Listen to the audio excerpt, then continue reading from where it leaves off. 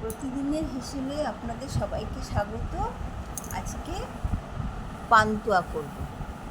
এই জন্য আমি 2 লিটার দুধ নিয়েছি আর দুধটাকে আগে ছানা কাটিয়ে নেব। আর এদিকে আমি চিনির রস করতে দিয়েছি 2 কাপ চিনি আর 2 কাপ জল। আমি একটু ছানাটা বেশিই করছি। ছানাটা কিন্তু আমি ভিনিগার দিয়ে করব। আর এতে কোনো রাঙালু বা এমনি কোনো পাউডার দেবো না, আমি এটায় কাস্টার্ড পাউডার দেবো। এই যে ছানাটা আমি কাটিয়ে নিচ্ছি। ছানাটা কাটিয়ে নেওয়ার পরে ছানাটা যেই হয়ে যাবে আমি ছানাটা ছেঁকে জল ঝরিয়ে এই ছানাটা থালায় ঠান্ডা করে নেব। এইবারে এটাকে খুব ভালো করে হাতে ভালো করে মাখতে হবে, একটুও যেন কোনো দানা দানা না থাকে। এর ভিতরে এই ছানাটা আমার ভালো করে মাখা হয়ে গেছে। এবার আমি পাউডার দুধ দেবো।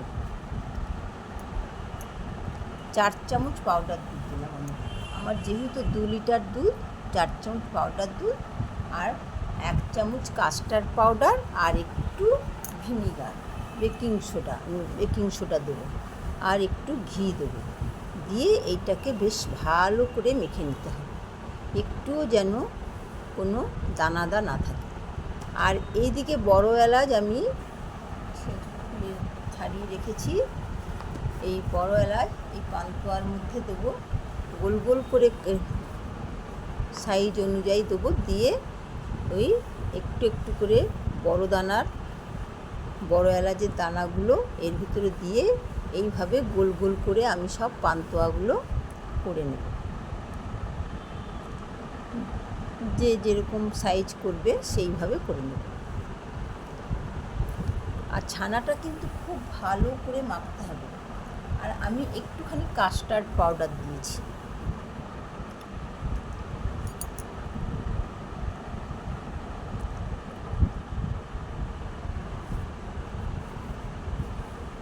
এইভাবে আমি সব পান্তুয়াগুলো করে নেব। এদিকে আমার চিনির রসটা হয়ে গেছে। এবারে সাদা তেল দিয়ে আর একটু সাদা তেলের মধ্যে একটুখানি ঘি দেবো।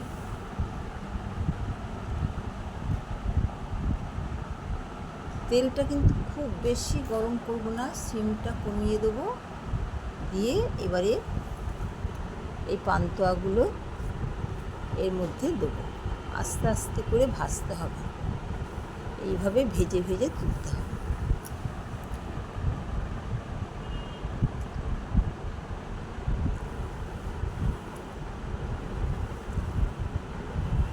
এইভাবে আমি সবগুলো ভেজে নেব।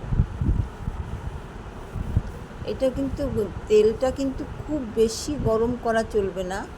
যদি খুব বেশি গরম হয়ে যায় তখন গ্যাসটা কমিয়ে দিতে হবে বা বন্ধ করে দিতে হবে। দিয়ে তারপরে আবার করতে হবে। আর যেই মিষ্টিগুলো হয়ে যাবে এগুলো আর ঠান্ডা করতে হবে না, রসটা ঠান্ডা হয়ে গেছে। এইবারে এগুলো আমি ওই মিষ্টির রসে ঢেলে দেবো।